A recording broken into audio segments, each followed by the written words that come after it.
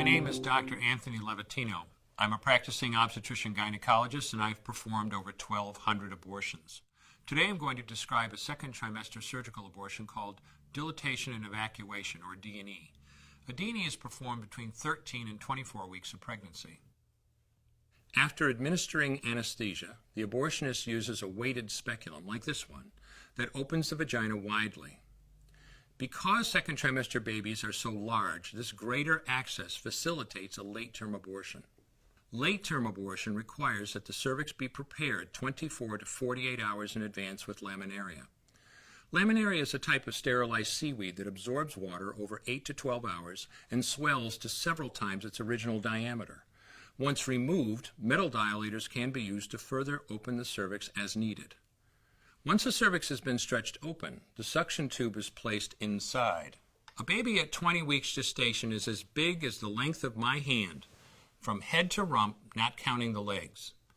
The suction machine is turned on, and pale yellow amniotic fluid surrounding the baby is suctioned out through the catheters.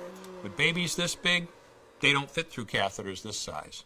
The baby's bones and skull are too strong to be torn apart by suction alone. This is a Sofer clamp. A Sofer clamp is made of stainless steel. It's about 13 inches long. The business end is about 2.5 inches long and 1/2 inch wide, and there are rows of sharp teeth. This is a grasping instrument. When it gets a hold of something, it does not let go. The abortionist uses this clamp to grasp an arm or leg. Once he has a firm grip, the abortionist pulls hard in order to tear the limb from the baby's body. One by one, the rest of the limbs are removed, along with the intestines, the spine, and the heart and lungs. Usually the most difficult part of the procedure is extracting the baby's head, which is about the size of a large plum at 20 weeks. The head is grasped and crushed. The abortionist knows he has crushed the skull when a white substance comes out of the cervix. This was the baby's brains. The abortionist then removes skull pieces. He removes the placenta and any leftover parts of the baby with a curette, scraping the lining of the uterus for any remaining tissue.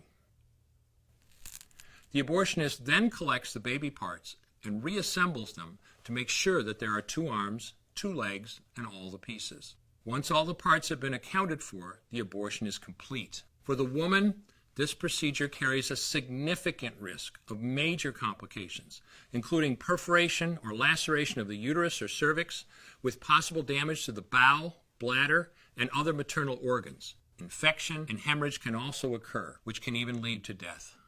Future pregnancies are also at greater risk for loss or premature delivery due to abortion-related trauma and injury to the cervix. As I mentioned at the beginning, I'm Dr. Anthony Levatino, and in the early part of my career as an OBGYN, I performed over 1,200 abortions.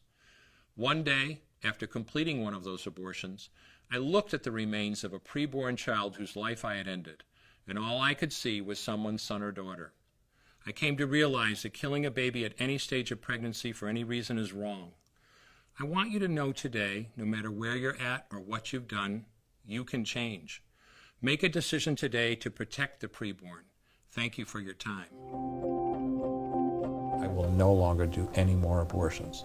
When you finally figure out that killing a baby that big for money is wrong, that it doesn't take you too long to figure out it doesn't matter if the baby is this big or this big or this big or maybe even this big, it's all the same. And I haven't done any since then, and I never will.